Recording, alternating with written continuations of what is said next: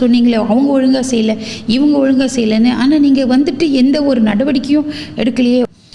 இதே நம்ம சொன்னது உண்மை தான். அதாவது முறையாக இப்போ நீங்கள் கடந்த காலத்தில் கூட நீங்கள் பார்த்தீங்கன்னாக்கா பல போலீஸ் புகார்கள் செய்யப்பட்டு மித்ராவிலிருந்து நிதி எடுத்தவர்கள் கூட நீதிமன்றத்தில் சார்ஜ் பண்ணப்பட்ட. முக்கியமாக அவர்கள் பார்ப்பது மக்களுக்கு உணவு செக்யூரிட்டி, ஃபுட் செக்யூரிட்டி. இது அந்த குற்றம் நிரூபிக்கப்பட வேண்டும் என்ற அடிப்படையில் தான் ஏஜிசியே ஒரு நீதிமன்றத்தில் அந்த குற்றம் சாட்டுவதற்கு அனுமதி வழங்குவாங்க. அரசாங்கத்திலிடம் பெறுகின்ற வரி பணத்தில் இருந்து அவர்களுக்கு கொடுக்கப்படுகின்ற இந்த தொகை மக்கள்கிட்டிருந்து வசூல் பண்ணுற தொகை தானே.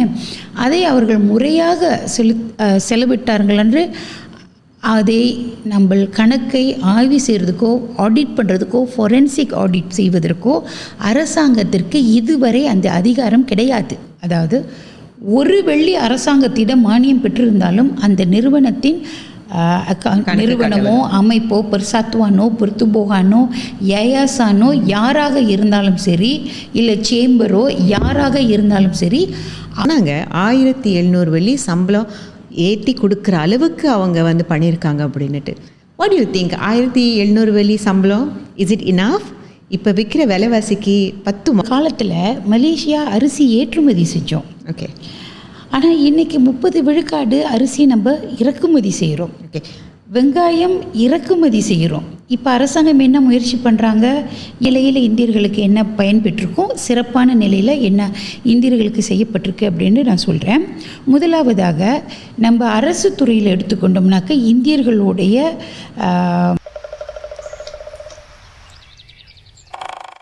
Welcome back for another episode of Marangothi. நீங்கள் பார்த்த அந்த கடந்த 2-3 எபிசோட்ஸில் வந்து உங்களுக்கு பிடித்தது பிடிக்காதது கண்டிப்பாக இருக்கும். ஏன்னா வந்து இது புது எபிசோட்ஸ், புது ஒரு பாட்காஸ்ட் இல்லையா. நிறைய விஷயங்கள் இங்கே பேசப்படுது. எல்லா விஷயங்களும் எல்லா மனிதர்களையும் கவரும் அப்படின்றது நம்ம கூடிய விஷயம் இல்லை. அப்படி உங்களுக்கு ஏதாச்சும் இதில் வந்து உங்களோட கருத்துக்களை நீங்கள் எங்களுக்கு தெரிவிக்கணும்னா கண்டிப்பாக கமெண்ட் பண்ணுங்கள். என்ன மாதிரியான கேள்விகளை நீங்கள் வந்து எங்களோட கெஸ்ட்கிட்ட கேட்கணும் அப்படின்னு எதிர்பார்க்குறீங்க. இந்த அடுத்த வாரமும் என் கூட வந்து வைவி சரஸ்வதி இருப்பாங்க. உங்களுக்கு என்ன மாதிரி கேள்விகள் அவங்கக்கிட்ட கேட்கணுன்னு இருக்கா? ஏன்னா நிறைய கீபோர்ட் வாரியர்ஸ் வந்து கண்டிப்பாக இந்த பாட்காஸ்ட்டை பார்ப்பீங்கன்னு நான் எதிர்பார்க்குறேன். உங்களுக்காகவே இந்த podcast. So don't forget to comment. உங்களோட கேள்வியை தயவுசெய்து மறக்காமல் எங்ககிட்ட கேளுங்க. So let's dive into another episodes of மரங்கொத்தி. வணக்கம் வைபி, எப்படி இருக்கீங்க வைபி? நலமா இருக்கேன். மீண்டும் உங்களை சந்திக்கிறதுல ரொம்ப சந்தோஷம். ரொம்ப சந்தோஷம். மரங்கொத்தி பாட்காஸ்ட்க்கு வந்ததில் எங்களுக்கு ரொம்ப ரொம்ப ரொம்ப சந்தோஷம். ஏன்னா நிறைய விஷயங்கள் வந்து இந்த லாஸ்ட் 2-3 எபிசோட்ஸில் நம்ம பேசிகிட்டு இருக்கோம். அஃப்கோர்ஸ் இந்த நம்ம பேசுகிற எல்லா விஷயங்களும் வந்து வியூவர்ஸ்க்கு, லிசனர்ஸ்க்கு எல்லோரும் வந்து ஒரு ஹெல்ப்ஃபுல்லான ஒரு விஷயமா இருக்குன்னு நான் எதிர்பார்க்குறேன். ஸோ நீங்கள் ஆஃபீஸ்லேருந்து நேராக இங்கே வந்துட்டீங்கன்னு கேள்விப்பட்டேன். Thank you very much. உங்களோட டெய்லி ரூட்டீனில் இருந்தும் எங்களுக்காக மரங்கொத்திக்கு உங்களோட டைமை வந்து ஸ்பெண்ட் பண்ணுறதுல எங்களுக்கு ஒரு சந்தோஷம். Thank you very much. கடந்த எபிசோட்ஸில் வந்து நிறைய விஷயங்கள் நம்ம பேசிகிட்டு இருக்கோம். ஃபார் இன்ஸ்டன்ட் அஃப்கோர்ஸ் நான் மட்டும் இல்லை, வியூவர்ஸ்க்கும் வந்து இதை தெரிஞ்சுக்கணுன்னு ஆசை. கடந்த முன்னாள் நம்மளது தலைவர்கள், நம்ம அரசு, ஓகே, ப்ரீம், ஓகே, அப்புறம் வந்து அவங்க திக்கோன், மிட்ரா இப்படின்னு சொல்லிட்டு நிறைய மக்களுக்கு நிறைய பயன்படுத்தக்கூடிய பிளான்ஸ் எல்லாம் வந்தது.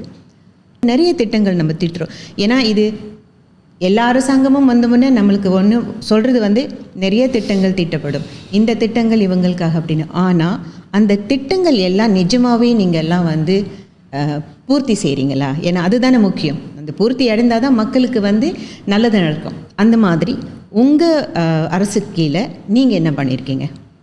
ஓகே, இது வந்து பொதுவாக எல்லாருமே கேட்கிற கேள்வி தான். கடந்த அரசாங்கம் கடந்த காலங்களில் மித்ரா அறிமுகப்படுத்தப்பட்டுருச்சு, தெக்குன் கடன் உதவி இருக்குது, நீங்கள் சொன்னது போல் ப்ரீம் கொடுக்கப்பட்டது. இப்போ இந்த அரசாங்கம் நிறைய வாக்குறுதிகளோடு வந்தீங்களே, நீங்கள் என்ன செஞ்சுருக்கிறீங்க அப்படின்ற கேள்வி எல்லார் மனதிலையும் இருக்குது. இது ஒரு நியாயமான கேள்வி. ஆனால் ரொம்ப பேர் அந்த கேள்வியை கேட்டு அதற்கான பதிலை பெறுவதற்கு முன்பாகவே இந்த அரசாங்கம் இந்தியர்களை ஏமாற்றி விட்டது, இந்த அரசாங்கம் இந்தியர்களுக்கு வந்து பொய் சொல்லி ஆட்சியை கைப்பற்றி கொண்டு இந்தியர்களை மீண்டும் ஓரம் கட்டிவிட்டார்கள் அப்படின்ற ஒரு நெரட்டிவ் செட் பண்ணிக்கிட்டு வராங்க. ஸோ அதனால் இது ஒரு ரொம்ப முக்கியமான கேள்வி. அதனால் நான் நேரடியாக ஆஃபீஸிலேருந்து இங்கே வருவதற்கு ஒரு காரணம் என்னென்னா, மக்களுக்கு இந்த தகவல் எல்லாம் போய் சேரணும். ஓகே, இது ஒரு கடினமான கொஸ்டின். இதுக்கு முன்னால் இருந்த அரசாங்கம் எவ்வளவோ செஞ்சுட்டாங்க, நீங்கள் என்ன புதுசாக செஞ்சுருக்கிறீங்க அப்படின்றது. முதலாவதாக நம்ம ஏழ்மையை எடுத்துக்கொள்வோம். ஏழை மக்களுடைய அந்த விழுக்காடு அப்படின்ற எடுத்துக்கிட்டால் எல்லா இனங்கள்லேயும் ஏழை மக்கள் இருக்காங்க. சபா சரவாக்கள் அதிகமாக இருக்காங்க. மலாய் சமூகத்திலையும் கிளந்தன், திரங்கானு, கிடா அப்படி எடுத்துக்கிட்டாக்க மீனவ சமூகம்லாம் ரொம்ப ஏழ்மையான நிலையில் இருக்காங்க. இருந்தாலும் மக்கள் தொகை ஏழ்மை நிலை அப்படின்ற அந்த விழுக்காடு பார்க்கின்ற பொழுது இந்தியர்கள் அதிகமாக தான் இருக்கிறாங்க. இதை கருத்தில் கொண்டு அரசாங்கம் பொதுவாகவே நாட்டில் ஏழ்மையை ஒழிக்க வேண்டும் என்ற ஒரு முயற்சியில் மனுக்தாக்கன் கமிஸ்கினான் தகார் அப்படின்ற ஒரு திட்டத்தை கொண்டுட்டு வந்தாங்க. அதன் வாயிலாக பல முயற்சிகள் மேற்கொள்ளப்பட்டது. அது இருக்கட்டும். நீங்கள் கேட்கிறது சிறப்பாக இந்தியர்களுக்கு என்ன செய்யப்பட்டதுன்னு. பொதுவாக பல முயற்சிகள் மேற்கொள்ளப்படுகின்ற பொழுது அதில் இந்தியர்களும் பயன்பெற வேண்டும் என்பது தான் அரசாங்கத்தின் நோக்கமாக எப்பயுமே இருக்கும். ஆனால் சிறப்பாக இந்தியர்களுக்கு என்று என்ன நம்ம செஞ்சோம் அப்படின்னு, பொதுவான நிலையில் இந்தியர்களுக்கு என்ன பயன்பெற்றிருக்கும், சிறப்பான நிலையில் என்ன இந்தியர்களுக்கு செய்யப்பட்டிருக்கு அப்படின்னு நான் சொல்கிறேன். முதலாவதாக நம்ம அரசு துறையில் எடுத்துக்கொண்டோம்னாக்க இந்தியர்களுடைய இன்வால்வ்மெண்ட், இந்தியர்களுடைய விகிதாச்சாரம் ரொம்ப குறைவாக இருக்கும். இந்திய மக்கள் ஒரு 3 விழுக்காடு கூட இருக்கிறமா இல்லையாங்கிறது தெரியல. ஆனால் அப்படி இருந்தாக்குள்ள அவங்க அந்த கீழ்நிலை பணியாளர்களாக தான் இருக்கிறாங்க. இப்போ இந்த அரசாங்கம் அரசு ஊழியர்களுக்கான சம்பள உயர்வு ஒரு 10-12 ஆண்டுகளுக்கு பிறகு சம்பள உயர்வு கொடுத்த பொழுது அதிகமான பயன் பெற்றவர்கள், குறைந்தது ஒரு 30 விழுக்காடு அளவுக்கு சம்பள உயர்வு பெற்றது அந்த கீழ்நிலை பணியாளர்கள் தான். அதில் அதிகமாக கீழ்நிலை பணியாளர்கள்னு சொல்லும் போது என்ன மாதிரி செக்டரில் உள்ளவங்க இவங்க? இது பொதுவாக எல்லா அரசு துறையிலையும் நீங்கள் பார்த்தீங்கன்னாக்கா நம்மளுக்கு மேலே போக போக நம்மளோட எண்ணிக்கை குறைஞ்சிக்கிட்டே வரும். எத்தனை பங்காராக இருக்கிறாங்க, எத்தனை கேஎஸ்யூ இருக்கிறாங்கன்னு பார்த்தீங்கன்னா அது எண்ணிக்கை ரொம்ப ரொம்ப குறைவாக இருக்கும். நம்ம 3 விழுக்காடோ 4 விழுக்காடோ நம்மளோட அரசு துறையில் நம்மளோட பணியாளர்கள் இருந்தாங்கனாக்க அவர்களுடைய சராசரி வருமானம் 2000 வெள்ளியிலேருந்து 2500 வெள்ளி சம்பளமாக இருந்தால் அவர்களுடைய அந்த சம்பள உயர்வு என்பது அவர்களுக்கு அதிகமாக பயன்பெற்றிருக்கு. அப்போ ஒரு அரசாங்கம் முறையாக நிதி நிர்வாகம், அதுதான் பிரதமர் எப்பவுமே வலியுறுத்துகிறாரு. எங்கள் அரசாங்கத்தின் மீது ஒரு ஊழல் குற்றச்சாட்டு ஏதாவது எழுதா அல்லது ஒரு அரசு குத்தகை வழங்கப்படுற போது அதில் அதிகமான லீக்கேஜஸ் இருக்கா, அதெல்லாம் இல்லாமல் நம்ம சப்சிடி சசார் கொடுத்து பெட்ரோலுக்கெலாம் அதில் சேமிக்கின்ற பணத்தை மீண்டும் ஏழைகளுக்கு கொடுக்க வேண்டும் அப்படின்று சொல்லி அவர் எடுத்த அந்த முடிவு. அந்த தொகை ஒரு வருஷத்துக்கு 16 பில்லியன் நமக்கு எக்ஸ்ட்ரா நம்ம செலவு பண்ணுறோம், ஏறக்குறைய சுமார். அப்படின்னு பார்த்தாக்கா அதில் பயன்பெற்று இருக்கிறோம். பொதுவான நிலையில் சொல்கிறேன், பொதுவான நிலையில் இந்த சம்பள உயர்வு. அதே போல் தனியார் துறையில் இருக்கக்கூடிய மக்கள், தனியார் துறையில் பணி செய்யக்கூடியவர்களுக்கும் மாத சம்பளம் 1700 வெள்ளியாக உயர்த்தப்பட்டிருக்கு. இந்த சம்பள உயர்வு என்பது எப்பொழுதுமே அரசாங்கம் முதலாளிகளின் நெருக்குதலுக்கு அடிபணிந்து சம்பள உயர்வு அவங்க அறிவிக்க மாட்டாங்க. ஆனால் இந்த ஏழை மக்களின் வாழ்வாதாரத்தில் ஒரு சின்ன ஒரு மாற்றத்தை ஏற்படுத்த வேண்டும் என்பது இது பொதுவான நிலை. தனிப்பட்ட முறையில் இந்தியர்களுடைய வறுமையினை போக்குவது எப்படி அப்படின்னு பார்க்கின்ற பொழுது நீங்கள் பார்த்தீங்கன்னாக்கா இந்தியர்கள் என்றாலே நம்மளோட அடையாளம் தோட்டப்புறங்கள் தான். ஒரு வேதனைக்குரிய விஷயம், இந்த ஏழை மக்கள் நீங்கள் சொன்னீங்க இல்லையா, பிரீம் கொடுத்தாங்க, இல்லை பிரீமில் நம்ம முதல்ல பேசிக்கிறோம். பிரீம் கொடுத்தாங்க. இது போட அரசாங்கம் பல உதவிகள் செய்து, மாநில அரசாங்கம் உதவித்தொகை, முதியோர்கள் தொகை, பள்ளி கட்டணம் இப்படின்னு பல உதவிகளை செய்கிறாங்க. அது எல்லாமே அரசாங்கம் எதை வைத்து அவங்க செய்கிறாங்கனாக்கா காசி பிண்டப்தரன் அதில் வந்து ஒரு குடும்பத்தின் வருமானம் சுமார் 2600 வெள்ளிக்குட்பட்டு இருந்தால் அவர்கள் காசியில் பதிவு பண்ணி அவர்கள் வந்து இந்த ஏழை மக்கள் அப்படின்னு அரசாங்கம் அவர்களை கிளாசிஃபை பண்ணி அவர்களுக்கு தான் இந்த பிரிம், இப்பொழுது அது எஸ்எஸ்டி அப்படின்னு சொல்கிறோம், இந்த மாதிரி எஸ்டிஆர் வழங்குறாங்க. எஸ்எஸ்சின்னு சொன்னோன்னே அதுதானே இப்போ ரொம்ப டாபிக்ல கண்டிப்பாக அதை பற்றி பேசுவோம். ஓகே, அப்போ எஸ்டிஆர் வரப்போ ஆனால் இந்தியர்கள் என்றாலே நம்மளோட மக்கள் பெரும்பான்மையான ஏழை மக்கள் இருக்கின்ற இடம் தோட்டப்புறம். ஆமாம். இந்த பிரிம் அறிமுகப்படுத்தப்பட்ட காலத்தில் காசி அறிமுகப்படுத்தப்பட்ட காலத்தில் 2007-8 அப்படின்னு நினைக்கிறேன். ஏன்னு தெரியல, தோட்டப்புற மக்கள் காசியிலே பதிவு செய்ய முடியாது அப்படின்ற ஒரு ஷரட் இருக்குது. அதற்கு நான் பல இடங்களில் நான் போய் விசாரிச்சுட்டேன். இது கேள்விப்பட்டு பல தலைவர்கள்கிட்ட கேட்டுட்டேன், பல அதிகாரிகள்கிட்ட கேட்டுட்டேன், ஈவன் ஐசியூ அவங்கள்ட்டையும் கேட்டுட்டேன். எதற்காக இது கொண்டு வந்துச்சுன்னு தெரியல. அப்போ 15 ஆண்டுகள் இந்திய சமுதாயத்தின் ஒரு உண்மையான கடைநிலையில் இருக்கக்கூடிய இந்திய மக்கள், தோட்டப்புறத்தில் இருக்கக்கூடிய மக்கள், அதாவது தோட்டப்புறத்தில் வேலை செய்கிறவங்களும் இருக்காங்க, வேலையிலிருந்து அவங்க ஓய்வு பெற்று தோட்டத்திலே தங்கிக்கிட்டு இருக்கிறவங்களும் இருக்காங்க. அவர்கள் ஏன் விடுபட்டார்கள்? இதுதான் ஒரு சமூக அநீதி அப்படிங்கிறது. இதுதான் அது என்ன காரணமாக இருக்கும்னு நினைக்கிறீங்க? எனக்கு அந்த காரணம் கடைசி வரைக்கும் கிடைக்கல. கடைசி வரைக்கும் நான் ஈவன் அந்த உயர் அதிகாரிகள் வரைக்கும் இது ஏன்னா அப்போ இருந்தவங்க இப்போ இல்லை.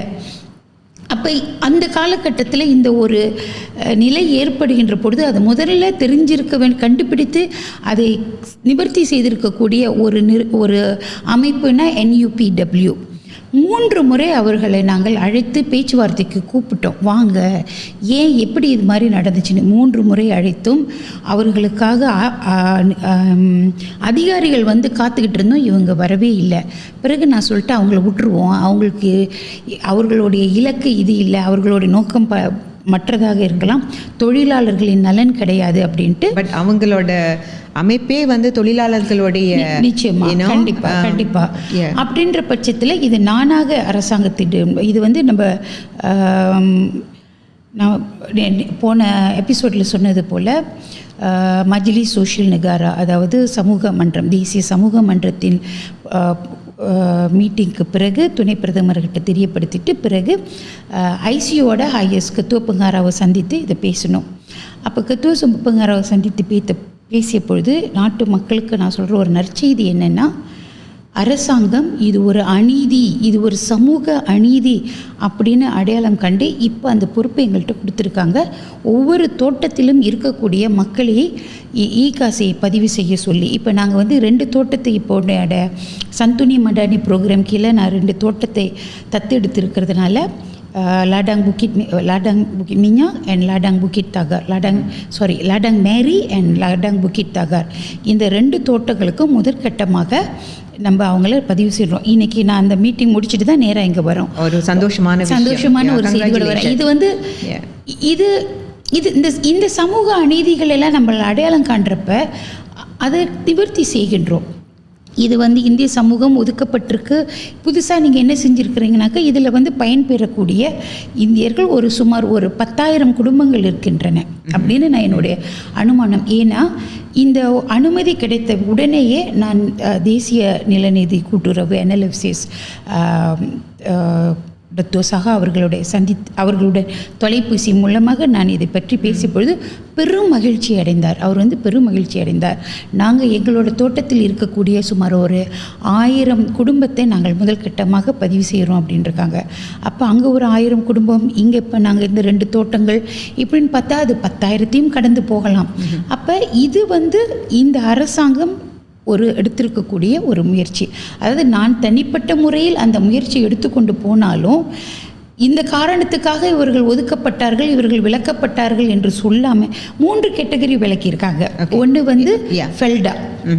ஃபெல்டா செட்டில் இருக்க அவங்களுக்கு நிலம் கொடுத்து அரசாங்கம் பல உதவிகள் செய்கிறதுனால அவங்கள அந்த அவங்க வந்து இகாசியில் பதிவு செய்ய முடியாது. ஓகே. அடுத்தது ஒராங் அஸ்லி, அவங்களுக்கு ஜக்வா என்ற ஒரு அமைப்பு அவர்களுடைய நலன், அவர்களோட பொது நலனை பாதுகாக்கிறதுக்கு இருக்கிறதுனால அவங்கள ஏற்றுக்கொள்ளலாம். ஆனால் தொழிலாளர்கள், தோட்ட தொழிலாளர்கள் அவர்களுக்கு ஏன் விடுபட்டது?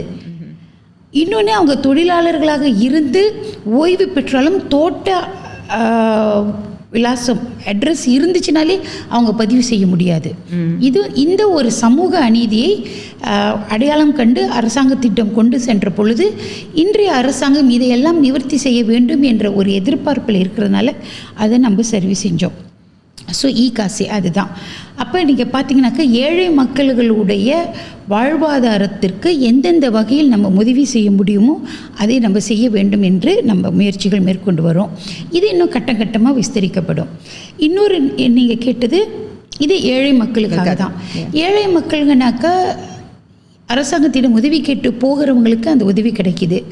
ஆனால் எப்படி போய் யாரை அணுகி எப்படி நம்ம வந்து உதவி பெறுவது அப்படின்னா அது இந்த ஸ்டேட்மெண்ட் எல்லாம் வெரி ஜெனரல். இப்போ நம்ம இது நம்ம வந்து இந்த மாதிரியான ஒரு பிளான் இருக்குது, இது நம்ம இப்போ செய்ய போகிறோம், அமலுக்கு வருது அப்படின்னு சொல்கிறது. ஆனால் இந்த விஷயங்கள் வந்து பொதுமக்களுக்கு எப்படி போய் சேருது, அதை அப்படி அவங்க எப்படி எடுத்துக்கிறாங்க? ஏன்னா எல்லா விஷயமும் ஓகே, ஒரு நாளைக்கு நம்ம செய்தி கேட்குறோம், அது செய்தியில் சொல்லப்படுது, ஒரு வேளை அவங்க கேட்காம இருக்கலாம், அவங்களுக்கு இந்த இன்ஃபர்மேஷன் தெரியாது. எங்கே இந்த மாதிரி இன்ஃபர்மேஷன்லாம் அவங்க வந்து பெற்றுக்கொள்ள இப்போ முதல்ல நமக்கு தோட்டப்புறங்களுக்கு ஒவ்வொரு தோட்டத்திற்கும் நம்ம ஒரு பிஐசி பர்சன் இன்சார்ஜ் நம்ம நியமனம் செய்ய போகிறோம். தோட்டத்திலே இருக்கக்கூடியவர்கள். இன்னும் சொல்ல போனாக்க நம்ம மூலப்பொருள் இது அமைச்சுக்கு நம்ம கடிதம் எழுதிட்டோம். அமைச்சரும் அதற்கு ஒப்புதல் கொடுத்துட்டாரு. ஆகவே ஒவ்வொரு தோட்ட நிர்வாகத்தையும் அது எத்தனை தோட்டம் இருக்குன்னு நம்ம முதல்ல அடையாளம் பண்ணணும். அடையாளம் கண்டுட்டு அந்த தோட்ட நிர்வாகத்தோடு இணைந்து ஒவ்வொரு தோட்டத்திலும் ஒரு நபர், அதை பிஐசி பர்சன் இன்சார்ஜ் அப்பாயிண்ட் பண்ணி அவர்கள் அந்த பட்டியலை நம்மள்கிட்ட கொண்டுட்டு வந்து கொடுக்குற பொழுது ஐசியோ அவர்கள் நேரடியாக சென்று அவர்களுடைய பதிவுகள் செய்வாங்க. இல்லைன்னா பதிவு செய்வதற்கான வழிமுறைகளை நம்ம சொல்லுவாங்க. It's a very big exercise. இது வந்து நாடு தழுவிய அளவில் நம்ம செய்ய போகிறோம். இது வந்து ஒரு லென்த்தி ப்ராசஸ். ஏன்னா சீக்கிரமாக செஞ்சிடலாம். ஏன்னா அது அங்கங்கே நடைபெறுவதனால அது சீக்கிரமாக செஞ்சிடலாம். இப்போ பார்த்துட்டு இருக்கிறவங்க நினைப்பாங்க, என்ன சீக்கிரம்னு சொல்கிற ஒரு விஷயந்தான் வந்து மக்களுக்கு ரொம்ப பிடிச்ச விஷயம். ஏன்னா இன்றைக்கே கேட்டு நாளைக்கு கிடைக்க மாதிரி விஷயந்தான் தே ஹாப்பி. ஏன்னா இன்றைக்கி சொல்லிவிட்டு கிடைக்குதுன்னு சொல்லி அந்த அந்த என்ன சொல்கிறது, அந்த விஷயம் அவங்களுக்கு நடக்கிறதுக்குள்ளே பல வருஷமாயிருது. 17 ஆண்டுகளாக நடந்த ஒரு சமூக அநீதிக்கு இந்த ஒரு 2 ஆண்டுகளுக்கு உட்பட்டு எனக்கு நம்மளுக்கு தெரிய வருவதற்கு கொஞ்சம் காலதாமதமாச்சு. இந்த ஓராண்டுக்குள்ளாரே அதற்கு ஒரு தீர்வு கண்டு இருக்கிறோம் என்பதே ஆனால் பாலிசி சேஞ்ச். இது வந்து சும்மா எடுத்து கொடுத்துறதில்ல, it's a policy change was necessary. So அது ஒன்று. அடுத்து நீங்கள் பார்த்தீங்கன்னாக்கா இது தகவல் போய் சேர மாட்டேங்குது. ஒவ்வொரு வட்டாரத்தில் இப்போ நம்ம வந்து ஒரு தேர்தல் பிரச்சாரத்துக்கு போவோம். ஒரு வீட்டில் வந்து கால் இல்லாதவர் இருப்பார், இன்னொரு வீட்டில், ஏன்னா அதெல்லாம் அப்பப்போ நடந்திருக்கும். ஒரு 6 மாதத்துக்கு முன்னால் ஸ்ட்ரோக் வந்தவர் இருப்பார், ஒரு 10 மாதத்துக்கு முன்னால் கணவர் இறந்துருப்பார். இதனால அந்த குடும்ப சூழ்நிலைகளே மாறிடும். அப்போ நம்ம ஒரு 5 ஆண்டுகளுக்கு முன்னால் வாக்கு கேட்டு ஓட்டு கேட்டு போகின்றப்ப இருந்த சூழல் மாறி இருக்கும். இப்போ இது எல்லாமே நம்மளுக்கு எப்படி வந்து சேரும்? அது ஒன்று அடோன் ஆஃபீஸ் இருக்கிறது, நாடாளுமன்ற உறுப்பினர்கள் இருக்கிறார்கள். அது வந்து அவர்கள் முறையாக செயல்படுறாங்களா இல்லையாங்கிறத நம்ம எதிர்பார்த்து காத்து கொண்டிருக்கக்கூடாது. அப்போ நம்ம என்ன முடிவு பண்ணணுன்னாக்கா, அதுதான் ஏற்கனவே சொன்னது போல் அண்மையில் நடந்த கோவில் மாநாட்டில் படு அப்படின்ற ஒரு திட்டத்தை இந்த அரசாங்கம் கொண்டுட்டு வந்தது. அப்படின்னா ஒவ்வொரு வட்டாரத்திலையும் இருக்கக்கூடிய மக்கள், அவர்களுடைய வீட்டு வருமானம், அவர்களுடைய எத்தனை குழந்தைகள், ஒரு குடும்பத்துடைய முழு விபரமும் அதில் பதிவு செய்யப்பட்டிருக்கும். It's an integrated data base. அப்படின்னாக்கா உங்களுக்கு எங்கெங்கே இருக்குதோ டேட்டாவை அதுவே பிக்கப் பண்ணி செஞ்சுக்கும், இல்லை நம்மளும் அதில் பதிவு பண்ணலாம். It's an ongoing process as well. அப்படின்றப்ப இப்போ ஒரு கோயில் இருக்குனாக்கா அந்த கோயில். அதை சுற்று வட்டாரத்தில் எவ்வளவு இந்திய குடும்பங்கள் இருக்கிறது அப்படிங்கிறத நம்ம வந்து அந்த டாட்டா மூலியமாக நம்ம எடுத்துடலாம். அந்த டாட்டா மூலியமாக எடுத்த பிறகு இந்த கோவில் நிர்வாகம் அதை நம்ம செலக்ட் பண்ணுற கோவில்கள் அவங்க கூட தொடர்பில் இருக்கணும். அப்போ தொடர்பில் இருக்கின்ற பட்சத்தில் தான் அவங்க கோவிலுக்கும் வருவாங்க, அவங்களோட நிகழ்ச்சியிலையும் கலந்து கொள்வாங்க. அவர்கள் வீட்டில் நடக்கக்கூடிய நல்லது கெட்டது அனைத்துக்கும் கோயில் பொறுப்பேற்கணும். இது வந்து ஒரு கம்ப்ளீட் ஷிஃப்ட் ஆஃப் சோஷியல் என்ஜினியரிங்னு கூட சொல்லலாம். ஏன்னா நம்ம வந்து ஒரு சமூகத்தின் ஒரு அடுவன் இருக்கிறாங்க, நாடாளுமன்றம் இருக்கிறாங்க. அவர்கள் 5 ஆண்டுகளுக்கு ஒரு முறை மாறிக்கொண்டே இருப்பார்கள். செயலாற்றக்கூடியவர்களும் இருப்பாங்க, செயலாற்றாதவங்களும் இருப்பாங்க. ஆனால் அங்கே இருக்கக்கூடிய கோவில் நிரந்தரமாக அங்கே இருக்கும். இறைவனின் நம்பிக்கை நம்மளுக்கு எப்பவுமே நம்மளோட பிரச்சனைகளை களைய வேண்டும் அப்படிங்கிறது தானே. அந்த ஒரு சிந்தனையின் அடிப்படையில் ஒரு சமயம் சார்ந்த ஒரு பார்வையில் அந்த ஒரு திட்டத்தை நம்ம கொண்டுட்டு வந்திருக்கோம். சரி, நீங்கள் கேட்குற மாதிரி இது அப்படியே நின்றுமா அப்படின்னாக்கா அதுவும் இல்லை. இப்போ நம்ம கோயில் மாநாட்டிற்காக இன்று கூட நம்ம கோயில் காலையில் இந்து சங்கத்தின் தலைவர் ஐயா சிவகாசி தங்க கணேசன் அவர்களுடன் பேச்சுவார்த்தை நடத்தி கூடிய விரைவில் இதற்கான ஒரு கூட்டத்தை நம்ம ஏற்பாடு பண்ணணும். ஏன்னா எல்லா கட்டத்திலையும் நம்ம அரசாங்கத்தின் தொடர்பின் வழி பல தகவல்களை நம்ம சேகரிச்சிட்டோம். பாடூர்லேருந்து நம்ம எப்படி நம்ம இந்த இன்ஃபர்மேஷன் எடுக்கிறது. ஆகவே இதை செயல்படுத்த வேண்டியது மற்ற நம்மளுக்கு கூட இணைந்து இருக்கக்கூடிய இயக்கங்கள். எல்லா இயக்கங்களையும் கூப்பிட்டு சமூக இயக்கங்கள், சமய இயக்கங்கள் எல்லாரையும் கூப்பிட்டு இதை நடைமுறைப்படுத்த போகிறோம். அப்படின்னாக்கா நம்மளுக்கு நான் முதல்ல சொன்ன மாதிரி சோஷியல் என்ஜினியரிங், நம்ம வந்து சமூகத்தை ஒரு கோவிலோடு அடையாளப்படுத்துகின்ற பொழுது அவர்களோட பணியை வந்து நான் அடுத்த தேர்தலில் ஜெயிக்க மாட்டேனான்னு இல்லை. இந்த இறைவனுக்கு இறை நம்பிக்கையே வந்து ஒரு சமுதாயம் நல்ல நிலையில் இருக்கணும், சிறப்புமாக இருக்கணும் அப்படின்ற அடிப்படையில் இதை நம்ம செஞ்சுருக்கோம். ஸோ இதை ஏழ்மை நிலையை ஓரளவுக்கு இது வந்து ஒரு நம்பிக்கை இருக்குது. இது முறைப்படி நடத்தினால் இது ஏன்னா நம்ம எல்லாம் அமைச்சு கொடுக்குறோம். கோயில்களும் அங்கே இருக்கக்கூடிய தலைவர்களும் பொதுமக்களும் ஒரு முறையான ஒத்துழைப்போடு அவங்க நடத்துனாங்கன்னா ஒரு மிகப்பெரிய ஒரு சமுதாய மறுமாற்றம் கீழ்நிலையில் இருக்கக்கூடிய ஏழை மக்களுடைய வாழ்வாதாரத்திற்கு அல்லது நான் சற்று முன்பு சொன்னது போல் வாழ்க்கையில் திடீர் அசம்பவங்களை சந்திக்கக்கூடிய மக்களுக்கு ஒரு ஆதாரமாக இருக்கும். அடுத்து நீங்கள் சொன்னது தொழில் முனைவோர் அப்படின்னு சொல்கிறப்ப நான் ஏற்கனவே சொன்னது போல் ஏன்னா பிஸ்னஸில் எல்லாம் பெரும்பாலும் இப்போ பார்த்தாங்கன்னா நீங்கள் சொன்னது பார்த்தா எல்லாம் தோட்ட தொழிலாளர்களுக்கு சாமானிய மக்கள் அண்ட் பிஸ்னஸில் உள்ளவங்க கேட்பாங்க, எங்களுக்கு நீங்கள் என்ன செஞ்சுருக்கீங்க, எங்களுக்கு இந்த அரசாங்கம் என்ன செஞ்சுருக்கு. ஏன்னா அவங்க வந்து மோஸ்டாக செல்ஃப் எம்ப்ளாய்டு, அவங்க காசே அவங்க போட்டு அவங்க வியாபாரம் பண்ணிட்டு அவங்க வளர்ச்சி காண்ட பார்க்குறாங்க. அப்போ அவங்களுக்கு என்ன மாதிரியான திட்டங்கள்லாம் உங்களோட அரசு நீங்கள் ஏற்பாடு பண்ணி பார்த்தீங்கன்னாக்கா நிச்சயமாக திக்குன் இருந்தது அப்படிங்கிறப்ப இதில் வந்து நம்ம ஒரு வெளிப்படையாக பேசணுன்னா அதில் அரசியல் கலப்பும் அரசியல் ஈடுபாடும் நிறைய இருந்தது. இன்னும் சொல்லப்போனால் ஒரு சில நாடாளுமன்ற தொகுதிகள் கூட பிளாக் லிஸ்ட் பண்ணப்பட்டிருந்தது. அப்படின்னாக்கா அந்த இடத்துல அவ்வளோ தேர்தல் காலத்தில் அவ்வளோ பேருக்கு நம்ம அந்த உதவி செய்வதாக சொல்லி அது அதிகமாக அரசியலுக்கு பயன்படுத்தப்பட்டு பிறகு அதாவது மக்களுக்கு கொடுக்க வேண்டிய பணத்தை மக்களுக்கு போகுது, அரசியலோட பயன்பாட்டுக்காக அவங்க பயன்படுத்திட்டு அந்த முறையாக வசூல் பண்ண முடியலன்னு பிளாக் லிஸ்ட் பண்ணப்பட்டிருக்கு. அதாவது தெக்குன் கடன் வழங்கும் சில நாடாளுமன்ற தொகுதிகள். அப்போ நான் அங்கே போனப்போ சொன்னேன் அது பழசு கடந்த காலம். ஆனால் அந்த இடத்துல முக்கியமாக அது வந்து இந்தியர்கள் அதிகமாக இருக்கக்கூடிய இடமாக இருக்கிறதுனால நான் அந்த இடத்தையும் நான் சொல்லலாம். கோத்தராஜா வாஸ் பிளாக் லிஸ்டட். அது அதிகமாக இந்தியர்கள் இருக்கக்கூடிய ஒரு தொகுதி. அப்படி அதிகமாக இந்தியர்கள் இருக்கக்கூடிய ஒரு தொகுதியை நீங்கள் பிளாக் லிஸ்ட் பண்ணிட்டீங்கன்னா அப்போ அவர்கள் ஒரு தொழில் ஆரம்பிக்கணும், ஒரு தொழில்துறை ஆரம்பிக்கணும் அப்படின்னா அவங்க எங்கே போவாங்க? சுங்கை சிப்புட் ஆஃபீஸ் மூடப்பட்டுருச்சு. அப்புறம் சுங்கை சிப்புட்டின் நாடாளுமன்ற உறுப்பினர் மாண்புமிகு கேசவன் என்கிட்ட அதை முறையிட்டார். அதன் பிறகு நான் அந்த ஏன்னா இதெல்லாம் இந்தியர்கள் அதிகமாக இருக்கக்கூடிய தொகுதி. ஸோ இதையெல்லாம் நம்ம வந்து ஒரு அரசியல் கலப்பில்லாமல், அரசியல் ஈடுபாடுகள் இல்லாமல் முறையாக மக்கள் விண்ணப்பித்து அவங்களுக்கு கிடைப்பதை உறுதி செய்வதற்கான முயற்சிகள் நம்ம மேற்கொள்கிறோம். ஒன்று. ரெண்டாவது, நீங்கள் பார்த்தீங்கன்னாக்கா தெக்குன் இந்தியர்களுக்கு உள்ளது. ஆனால் தெக்குனுக்கு கூட நீங்கள் ஷரியா கம்ப்ளைன்ஸ் என்ற ஒரு கண்டிஷன் இருக்கு.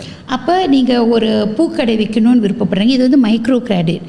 ஒரு பூக்கடை வைக்கணும்னு விருப்பப்படுறவங்களுக்கு வைக்க முடியாது. ஏன்னா பூக்கடை வந்து இறைவனுக்கு, கோவிலுக்கு வாசலில் தான் இருக்கும். அவங்க விண்ணப்பம் செய்ய முடியாது. ஒரு மினி மார்க்கெட்டில் நம்ம அதிகமாக பூஜை பொருட்கள் வச்சுருப்போம், அதுவும் நம்ம செய்ய முடியாது. இதை நம்ம கருத்தில் எதுக்காக இந்த மாதிரியான இதையெல்லாம் நம்ம எதற்கு ஏன் என்று கேட்க போனால் அது தெக்குன் தொடங்கப்பட்ட காலத்திலிருந்து அப்படி தான் செயல்பட்டு வந்துச்சு. ஸோ அதனால் அந்த ஒரு கண்டிஷனை வந்து ரத்து செய்வதற்கு நான் அங்கே துணை அமைச்சராக இருந்த காலத்தில் அதற்கான முயற்சிகள் மேற்கொள்ளப்பட்டு இது அமைச்சரவையிலும் பேசப்பட்டு இந்தியர்களுக்காக அல்லது இஸ்லாமியர் அல்லாதவர்களுக்காக ஏற்படுத்தப்படும் இது போன்ற சலுகைகளில் இந்த கண்டிஷன்ஸ் இருக்கக்கூடாது அப்படின்னு அது ரத்து செய்யப்பட்டது. ஆனால் நீங்கள் கேட்கலாம், பேங்க் ராக்கெட்டில் வந்து ஷரியா கம்ப்ளைன்ஸ் இருக்குன்னு. ஏன்னாக்கா பேங்க் ராக்கெட்டே ஒரு இஸ்லாமிக் ஃபைனான்சிங் கம்பெனி. அது ஆனால் இது வந்து அரசாங்கம் மானியம் கொடுக்குது. அது தனியார் முதலீட்டில் செயல்படக்கூடிய ஒரு வங்கி. கூட்டுறவு கழகத்தில் உறுப்பினர்கள் படம் போட்டு அவர்கள் நடத்துறது. அதில் வந்து அரசாங்கம் அது நம்ம வந்து ஓகே, அது அண்டர்ஸ்டுட். பட் இந்த தெக்குன் வந்து இந்தியர்களுக்காக வந்து உருவாக்கப்பட்டதுன்னா அவங்களுக்கு என்ன மாதிரியான திட்டங்கள் இருக்கணுமோ அது இருப்பது வந்து சிறப்பு இல்லையா? அதில் வந்து இந்த மாதிரியான ஒரு ஷாராட் இருக்கிறது வந்து முற்றிலும் ஆனால் அதே நம்ம நிவர்த்தி பண்ணியிருக்கிறோம். அதான் நம்ம சொல்கிறோம், நம்ம அறவே எதுவுமே செய்யலை அப்படின்னு சொல்கிறது கூட தவறான ஒரு விஷயம். அடுத்தது வந்து ஒவ்வொரு ஆண்டும் அரசாங்கம் 30 மில்லியன் ஒதுக்குது. அந்த 30 மில்லியனுக்கு உள்ள ஒரு கடன் தொகையை மக்களுக்கு கொடுக்குறாங்க. அண்டர் தெக்குன் 30லிருந்து 50 மில்லியன். ஆனால் அந்த 10 ஆண்டுகளாக அந்த கொடுக்கப்பட்ட அந்த தொகை மக்களுக்கு கடனாக கொடுக்கப்பட்டு திருப்பி வசூலிக்கப்படுது. அப்போ அந்த தொகையும் சேர்த்து தானே திருப்பி ரீசைக்கிளில் ஒரு பெரிய தொகையாக உருவாகணும். அப்போ இதை நான் அமைச்சரிடம், அப்பொழுது நான் அங்கே அமைச்சில் இருந்த பொழுது இதை அமைச்சரிடம் பேசி அதற்குண்டான தொகை எப்படி இருக்கணும்னாக்கா ஒரு ஏறக்குறைய ஒரு 300 மில்லியன் வரைக்கும் அந்த நம்ம இது வரைக்கும் அரசாங்க மானியமாக தெக்குனுக்கு கொடுத்து, தெக்குன் என்றால் பூமி இந்தியர்களுக்காக ஒதுக்கப்பட்ட நிதியை மட்டும் நம்ம பேசுகிறோம். ஸோ அதை நம்ம ஒரு சுழல் நிதியாக உருவாக்கணும் அப்படின்ற ஒரு பரிந்துரை நான் அப்பொழுது அமைச்சரிடம் வைத்திருந்தேன். அமைச்சர் அதை ஏற்றுக்கொண்டார். நான் நினைக்கிறேன் அது இன்னும் ஒரு பரிசீலனையில் இருக்குது, அதை எப்படி அதை முறைப்படுத்துறது அப்படின்னு. அப்போ நீங்கள் பார்த்தீங்கன்னாக்கா நம்ம ஒரு அரசாங்கத்தை சார்ந்து இருக்காமல் 30 மில்லியன் ஒவ்வொரு வருஷமோ இல்லை 50 மில்லியன் ஒரு வருஷமோ அரசாங்கம் ஒதுக்குற நிதியை சார்ந்து இல்லாமல் தெக்குன் பூமி அடிப்படையிலே ஒரு சுழல் நிதியை 300 மில்லியன் உருவாக்கும் முயற்சியிலும் நம்ம ஈடுபட்டிருக்கிறோம். இது வந்து மைக்ரோ கிரெடிட். இதுபோல் எஸ்எம்இ திட்டங்களுக்கு எஸ்எம்இ கடன் உதவி, அதாவது கிராண்ட்ஸ், இது வரைக்கும் மடானி கவர்மெண்டில் தான் இந்தியர்களுக்கு கிராண்ட்ஸ் கொடுக்கப்பட்டிருக்குது. இன்னும் அதோட தொகை 10 அப்படிங்கிறது நிச்சயமாக நம்ம ஏற்றுக்கொள்கிறோம். அதோட தொகை வந்து கொடுக்கப்படுகின்ற அந்த அமௌண்ட் ஒரு ஆண்டுக்கு 5 மில்லியன் 10 மில்லியன் என்பது அது போதாது என்றாலும் நம்ம கடனாக கொடுப்பதை விட கிராண்டாக கொடுத்தாக்க அவங்க வியாபாரத்தில் இன்னும் அந்த ஒரு பலு இல்லாமல் அவங்க செய்ய முடியும் அப்படிங்கிறது ஒன்று. அடுத்தது கடந்த காலங்களில் நீங்கள் சொன்னீங்க மித்ராவை எடுத்துக்கொண்டால் இது சமூக உருமாற்று திட்டத்திற்காக ஒதுக்கப்பட்ட நிதி. ஆனால் அது உருவாக்கப்பட்ட காலத்தில் முன்பு ஸ்டெடிக்காக இருந்தாலும் சரி, அதன் பிறகு வந்த மித்ராவாக இருந்தாலும் சரி, 100 மில்லியன் முழுமையாக முடித்த ஒரு சரித்திரமே கிடையாது. ஆனால் 2023ஆம் ஆண்டு நம்ம ஆட்சிக்கு முழுமையாக அந்த முழு ஆண்டு நம்ம இந்த அரசாங்கம் எடுத்துக்கொண்ட பொழுது பிரதமர் குறிப்பிட்ட முதல் காரியம் என்னவென்றால், முழுமையாக நீங்கள் முதல்ல அதை செலவிட்டுருங்க. இந்த ஆண்டு இதுக்கு செலவு பண்ணுறோமா அதுக்கு செலவு பண்ணுறோமான்றது இல்லை, முழுமையாக நீங்கள் செலவு செஞ்சுருங்க. ஏன்னா இது இந்திய சமுதாயத்துக்காக ஒதுக்கப்படுற நிதி, ஏதாவது ஒரு வகையில் அது இந்தியர்களுக்கு பலனளிக்க போகும். 2024-25 அது மறுசீரமைப்பு செஞ்சு அதை எப்படி முறையாக இந்தியர்களுக்கு போய் சேருதா அப்படின்ற நம்ம அதை எப்படின்னு பரிசீலித்து பார்ப்போம் எப்படின்றது பிரதமருடைய அந்த சிந்தனை. அதன்படி நீங்கள் பார்த்தீங்கன்னா 2024ஆம் ஆண்டும் 2025ஆம் ஆண்டும் தான் நம்ம முழுமையாக 100 மில்லியனை நம்ம செலவு பண்ணியிருக்கோம். இப்போ எல்லோரும் என்ன சொல்கிறாங்க, இத்தனை மாதம் ஆச்சே நீங்கள் இன்னும் செலவு செய்யலையே, நாடாளுமன்ற உறுப்பினர்களாக என்ன வாய் பொத்திட்டு இருக்கிறீங்களா, ஜிப் போட்டிருக்கிறீங்களா, நீங்களாம் இருக்கிறீங்களா இல்லையா, காணா போயிட்டீங்களா அப்படின்னு சிலர் கேள்வி கேட்டு சில இது மாதிரி பாட்காஸ்ட் கூட நான் செவிமடுத்தேன். ஏன்னா it's a fair question to ask. ஏன்னா மக்கள் என்ன நினைக்கிறாங்கன்னா, காசு அவங்களுக்காக கொடுக்கப்பட்டது, இது அவங்களோட நலனுக்காக இவ்வளோ 100 மில்லியன் என்று ஒதுக்கப்பட்டது. அப்போ அந்த ஒதுக்கப்பட்ட காசை செலவு பண்ணுறதுக்கு முடியலன்னா அந்த காசு இல்லையான்னு கூட சில பேர் கேட்குறாங்க. அப்போ என்னது, அவங்க சொந்தத்துக்கு எடுத்துக்கிட்டாங்களே அந்த காசை, ஏன் மக்களுக்கு கொடுக்க முடியல? மக்கள் அப்ளை பண்ணி சில பேருக்கு இல்லை அந்த கோட்டா முடிஞ்சது இப்படின்னு நிறைய கோட்டா முடிஞ்சது அப்படிங்கிறது கடந்த காலங்கள். ஏன்னாக்கா நம்ம போன ஆண்டே ஒரு சிந்தனை மாற்றம் வந்துருச்சு. ஏன்னாக்கா அரசாங்கம் ஒரு சமூக உருமாற்றத்தை செய்ய வேண்டும் என்பதுதான் இதோட இலக்கு. சமூக உருமாற்றம் ஏழை மக்களுங்களே ஏழ்மையிலிருந்து மீட்டு கொண்டுட்டு வரணும், சிறு தொழில் வர்த்தகர்களை அவர்களுடைய வர்த்தக வாய்ப்பை உயர்த்தணும். அப்புறம் இதுதான் நம்மளோட சமூக உருமாற்றம். ஆனால் அது எல்லாமே பிரசாத்துவனுக்கு நம்ம கொடுத்துக்கிட்டு இருந்து ஒரு பெருந்தொகை 30 மில்லியன் 40 மில்லியன் கிட்ட இயக்கங்களுக்கு கொடுக்கப்பட்டது. அதில் 2 மாதிரியான கருத்து இருக்குது. பிரதமருக்கு அதில் உடன்பாடு இல்லை. பிரதமருக்கு சமூகத்திற்கு கூட கொடுக்குறோம்னாக்கா அது பல மானியங்கள் வழியாக அவங்களுக்கு நம்ம கொடுக்கலாம். நாடாளுமன்ற உறுப்பினர்கள் மானியம், அமைச்சர்கள் மானியம், நேரடியாக ஐசியூ அது போல் நம்ம கொடுக்கலாம். ஆனால் இது சமுதாய உருமாற்றத்திற்காக ஒரு யூனிட் அமைச்சு கொடுக்கின்ற பொழுது அது ஏன் ஒரு பெர்சத்துவான் மூலியமாகவோ பெருத்துபுகான் மூலியமாக போகணும்? அதை நம்ம முறையாக அதை ஏன் முறைப்படுத்தி இன்னும் அதோட பலன் அதிகரிக்கலாம் அப்படின்ற ஒரு சிந்தனை. இது பிரதமரோட சிந்தனை. அது எங்களுடைய பார்வையாக இருந்தது. ஏன்னா குறைந்த காலத்தில் எங்ககிட்டையும் மித்ரா இருந்தது ஒரு 3 மாத காலம். அந்த 3 மாத காலத்திலும் எங்களோட அமைச்சின் பார்வையும் அதுதான். அதாவது அமைச்சு ஒரு காரியம் செய்கிறது என்றால் அதை அரசாங்க மிஷினரி மூலமாக இன்னும் மக்களுக்கு பயனுள்ளதாக சிந்தித்து செயல்படுத்தணும்னு. அந்த வகையில் நீங்கள் பார்த்தீங்கன்னாக்கா கடந்த ஆண்டு ஒரு கணிசமான தொகை தொழில் முனைவோர் மேம்பாட்டு அமைச்சுக்கு, if I am not mistaken, was 12 million. அதாவது இளைஞர்களுக்கு வர்த்தகத்தில் ட்ரைனிங் கொடுத்து அது இந்த ஆண்டு அவர்கள் அதை நடைமுறைப்படுத்துவார்கள் என்று நான் நம்புகிறேன். நடைமுறைப்படுத்துவாங்க. ஏன்னா கடந்த ஆண்டு தான் அந்த நிதி ஒதுக்கப்பட்டது. அப்போ நீங்கள் புதிய இளைஞர்களுக்கு புதிய துறைகளில்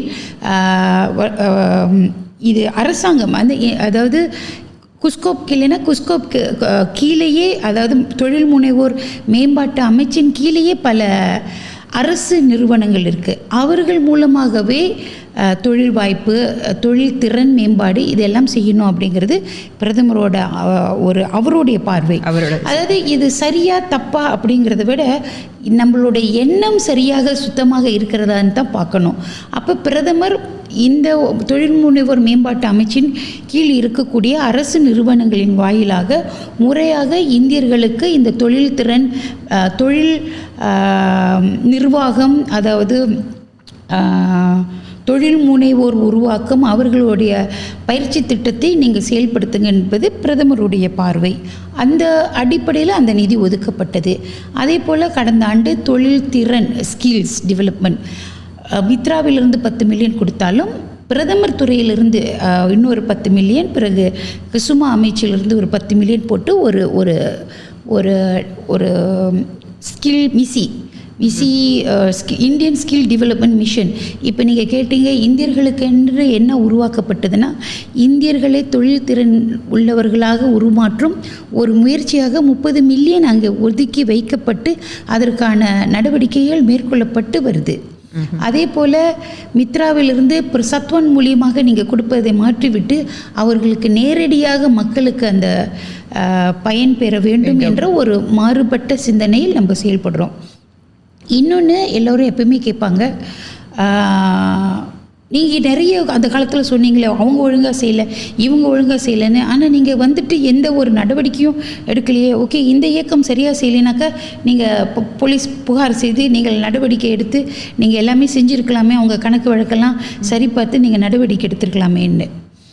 இதே நம்ம சொன்னது உண்மை தான். அதாவது முறையாக இப்போ நீங்கள் கடந்த காலத்தில் கூட நீங்கள் பார்த்தீங்கன்னாக்கா பல போலீஸ் புகார்கள் செய்யப்பட்டு மித்ராவிலிருந்து நிதி எடுத்தவர்கள் கூட நீதிமன்றத்தில் சார்ஜ் பண்ணப்பட்டிருக்கிறாங்க. ஓகே.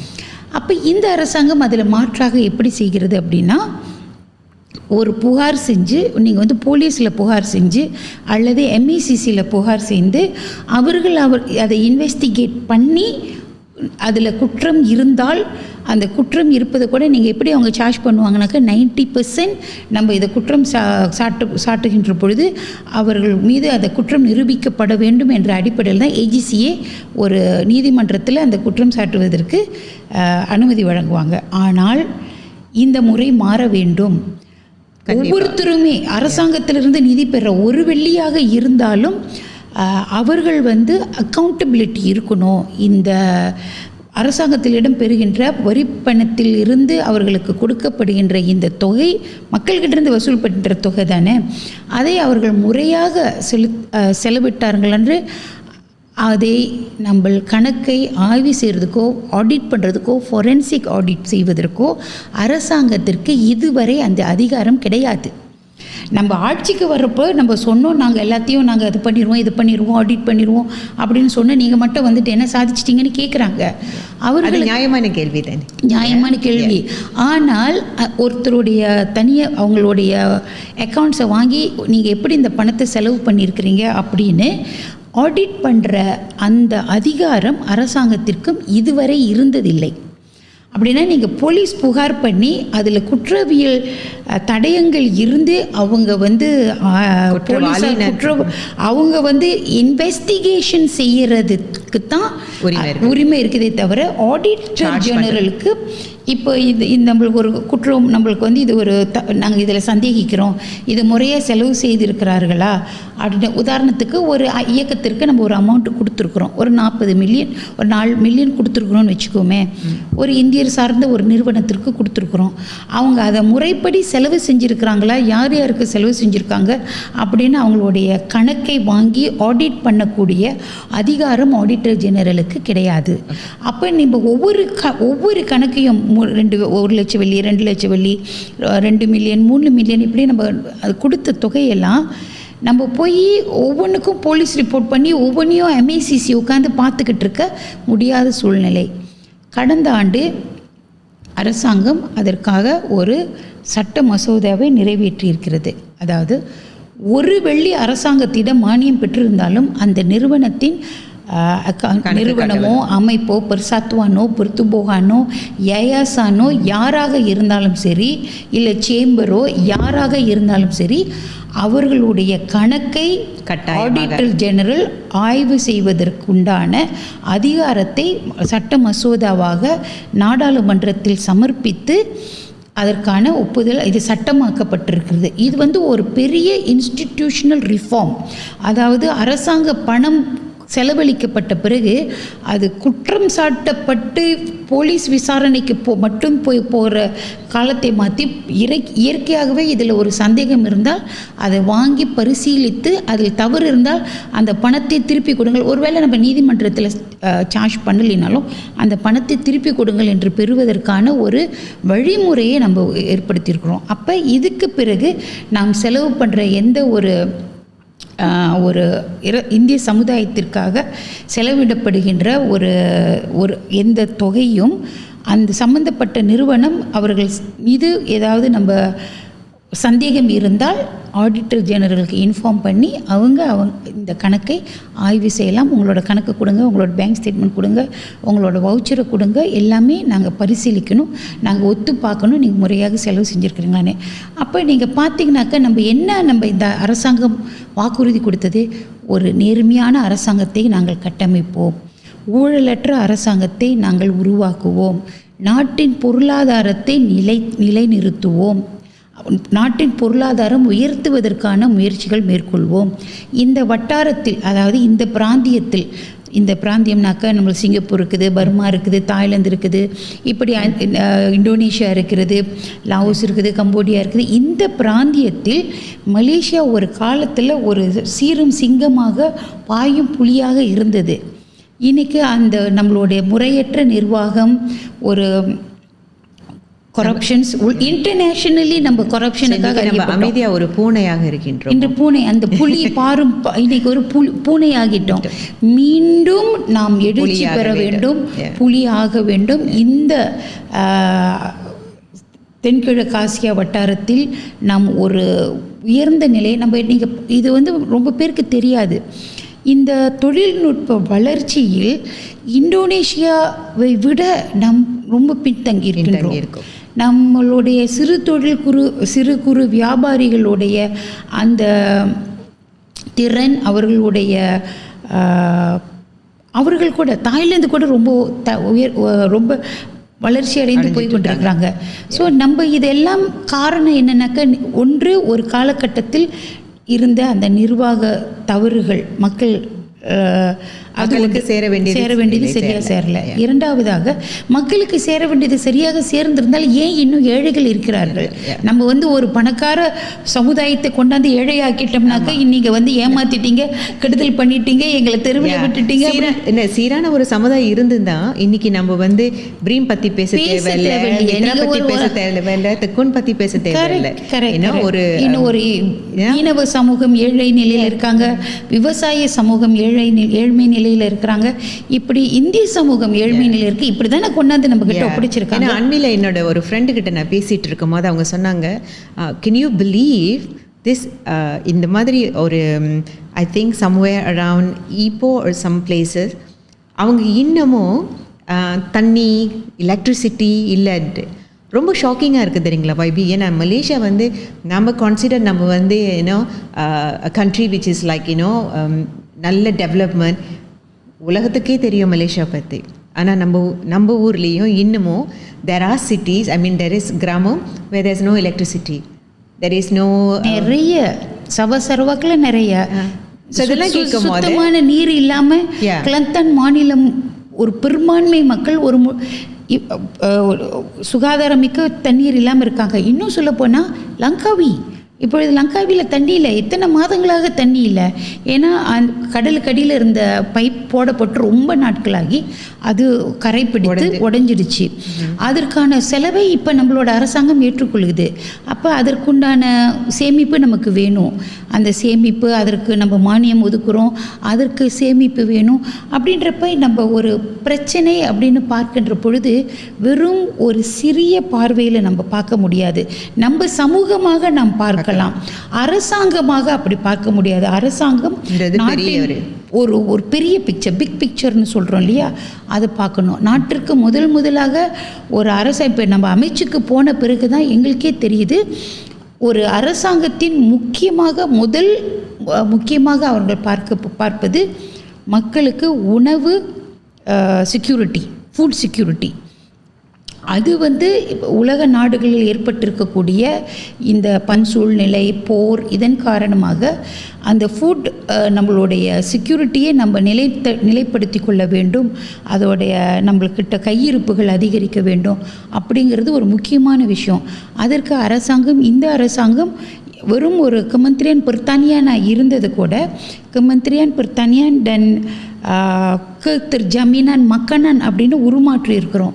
ஏன்னா அவர்களுடைய முக்கியமான பணியாக இந்த ஃபுட் செக்யூரிட்டி. ஏன்னா நீங்கள் பாருங்கள், இதில் ஸ்ரீலங்காவில் ஒரு காலகட்டத்தில் சாப்பாடு இல்லாமல் தவிச்சாங்க.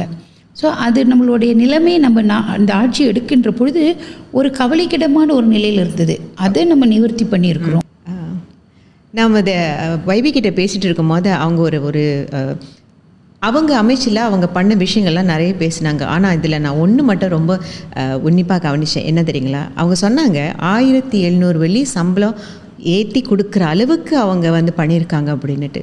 What you think? 1700 வெள்ளி சம்பளம், இஸ் இட் இனஃப்? இப்போ விற்கிற விலைவாசிக்கு பத்துமா? வாங்க நம்ம வைபி கிட்ட கேட்டு பார்ப்பேன். ஒரு சராசரி மனுஷனுக்கு வந்து அவங்களோட மாத சம்பளன்றது வந்து ஒரு முக்கியமான விஷயம், முக்கியமான ஒன்று. அதுலேயும் இப்போ வந்து நம்ம இந்த உதவியெல்லாம் இல்லாமல் மாதம் அவங்களுக்கு கிடைக்கிற சம்பளம் தான் அவங்களோட பொருளாதாரத்தை வளர்ச்சி அடையுது. 1700 வெள்ளி சம்பளம். இப்போ விற்கிற விலைவாசிக்கு அந்த சம்பளம் போதுமா? நிச்சயமாக பத்தாது. அது ஒரு சவாலான ஒரு சூழ்நிலையில் தான் இன்றைக்கி ஒரு நடுத்தர குடும்பங்கள் தங்களுடைய வாழ்க்கையை நடத்தி கொண்டிருக்கிறார்கள். இது விலைவாசி ஏற்றம் முதல்ல நான் அதுக்கு விளக்கம் சொல்கிறேன். நான் சொன்னேன் கத்திர் ஜமீனன் மக்கனன், நாட்டில் சாப்பாட்டுக்கு உத்தரவாதம் வழங்கும் ஒரு பெரிய முயற்சி இந்த அரசாங்கம் எடுத்திருக்குன்னு. ஏன்னா ஒரு காலத்தில் மலேசியா அரிசி ஏற்றுமதி செஞ்சோம். ஓகே. ஆனால் இன்றைக்கி 30 விழுக்காடு அரிசி நம்ம இறக்குமதி செய்கிறோம். ஓகே. வெங்காயம் இறக்குமதி செய்கிறோம். இப்போ அரசாங்கம் என்ன முயற்சி பண்ணுறாங்க, எதெல்லாம் அதிகமாக நம்மளுடைய தேவைகளாக இருக்குது. வெங்காயம் இப்போ இங்கே மலேசியாவிலேயே முதல் முறையாக நம்ம காலகட்டத்தில் வெங்காயம் நட்டு வைத்து அதை ஊக்குவிப்பு நடக்குது. ஸோ இது போல் நம்மளுடைய விவசாய பொருட்கள், விவசாயத்தின் அதாவது காய்கறி கூட இப்போ அதிகமாக இந்தோனேஷியா, தாய்லாந்துலேருந்து வருது. ஓகே. எதெல்லாம் நம்மளுடைய ஒரு காலத்தில் கோப்பி எக்ஸ்போர்ட் பண்ணணும், இப்போ இம்போர்ட் பண்ணுறோம். தேயிலை கூட சில சமயங்களில் நம்ம இப்போ இம்போர்ட் பண்ணுறோம். இப்படி எல்லா பொருட்களும் நம்மளுடைய அன்றாட தேவைக்கு எக்ஸ்போர்ட் பண்ணிக்கிட்டு இருந்த நம்மளோட தேவை இம்போர்ட் பண்ணுறோம். எல்லாமே நம்ம இம்போர்ட் பண்ணுறோம். அரிசி உட்பட 30 விழுக்காடு அப்படிங்கிறது இட்ஸ் ஹியூஜ் குவான்டிட்டி. அப்போ அரசாங்கம் விவசாயத்துறையை இன்னும் அதற்கான உதவிகளை அதிகரித்து, விவசாயத்தை அதிகரித்து, அதனால் அந்த நீங்கள் சொன்ன மாதிரி உணவுப் பொருட்களுடைய காஸ்ட் குறைச்சாக்க காஸ்ட் ஆஃப் லிவிங் குறையும். அது ஒரு பகுதி. ரெண்டாவது, 1700 வெள்ளி போதுமா அப்படின்னா நிச்சயமாக போதாது. ஆனால் அதற்கான முயற்சியை இந்த அரசாங்கம் எடுத்திருக்கிறது. 1700 வெள்ளி அடிப்படை சம்பளமாக கொடுக்கப்பட்டிருக்கு. அதுக்கு மேலே ஏஐ தொழில்நுட்பம் இதெல்லாம் கற்றுக் கொடுப்பதன் வாயிலாக நிறுவனங்களுக்கு, ஏன்னா ஒரு கம்பெனியில் 5 பணியாளர்கள் இருந்தாங்கன்னா அப்போ 5 பேருக்கும் அந்த ஒரு 200 வெள்ளி சம்பளம் உயர்வுன்றப்ப அவங்களுக்கு அது ஒரு சவாலாயிரும். ஏன்னா அவங்களோட வருமானத்திலிருந்து தான் இந்த தொழிலாளர்களுக்கான அதிகமான செலவு கொடுக்குறோம். அப்போ நம்ம என்ன செய்யணும், தொழிலாளர்களின் வேலை திறனை அதிகரித்து அவங்களோட முதலாளிகளுக்கு வருமானத்தை கூட்டணும். அந்த முயற்சியும் நம்ம ரிவர்ஸ், இப்படி நம்மளுக்கு சம்பளத்தை உயர்த்தி கொடுக்குறீங்க, ஆனால் உங்களுக்கான அந்த மானியங்கள் கொடுக்குறோம், உங்களுக்கு அந்த தொழில் திறனை உயர்த்தி ஏஐ ட்ரைனிங் கொடுத்து அதன் மூலமாக அந்த பணியாளர்களுடைய அது 5 பேர் செய்யக்கூடிய வேலையை 3 பேர் செய்யலாம். அந்த மாதிரியான முயற்சிகளும் நம்ம மேற்கொள்கிறோம். இது it will be a lot of balancing, adjusting, reviewing, policy studies and strategic studies. இது எல்லாமே நடந்து கொண்டே இருக்குது. அதுதான் இப்போ நம்மளுடைய முக்கிய ஒரு அரசாங்கத்தின் அது ஒரு முக்கிய பொறுப்பாகவே எடுத்து செய்கிறாங்க. காஸ்ட் ஆஃப் லிவிங் கொண்டுட்டு வரணும்னு. இன்னும் சொல்லப்போனால் நம்ம ஜுவலன் ராமா இப்போ அது ஜுவலன் மடானி அப்படின்ற நம்ம கொண்டுட்டு வந்திருக்கிறோம். மார்க்கெட்டில் விற்கக்கூடிய விலையை விட 20லிருந்து 30லிருந்து சில நேரங்களில் 50 விழுக்காட்டு விலை கூட குறைச்சி சில இடங்களில் ஏழை மக்கள் இருக்கக்கூடிய இடத்துல உணவுப் பொருட்களை கொண்டுட்டு போய் விற்பனை செய்கின்ற ஒரு நடவடிக்கையும் அரசாங்கம் கடந்த 2 வருடத்திற்கு மேலாக செய்து வருது. இதெல்லாம் நம்ம காலத்தில் கிராமப்புறங்களில் மட்டும்தான், ஏழைகள் அதிகமாக இருக்கக்கூடிய இடங்களில் நம்ம ஜுவலன் ராமா அது இப்போ மறுபெயர் குறிப்பிட்டிருக்காங்க. ஜுவலன் மடானி மூலியமாக மக்களுக்கு அந்த ஒரு குறைந்த விலையில் அவர்களுடைய அன்றாட தேவைக்கான பொருட்களை வாங்கும் ஒரு வாய்ப்பை நம்ம ஏற்படுத்தி கொடுக்குறோம். Okay, thank you very much. So எப்படி வைபி சொன்ன எக்ஸ்பிளனேஷன் உங்களுக்கு திருப்தி படுத்துச்சா? கண்டிப்பாக நிறைய பேரை திருப்தி படுத்தியிருக்கோம் அப்படின்னு நான் நம்ப மாட்டேன். ஏன்னா உங்களுக்குன்னு ஒரு கருத்து கண்டிப்பாக இருக்கும் இல்லையா? ஸோ உங்களோட கமெண்ட்ஸை ட்ராப் பண்ணுங்கள். ஸோ இன் ஃப்யூச்சர் நான் அவங்கள மீண்டும் சந்திக்கும் போது இது நீங்கள் என்ன சொன்னீங்கன்னு கண்டிப்பாக நான் உங்ககிட்ட கேட்பேன். Until then, I'll see you all in the next episode. See you all.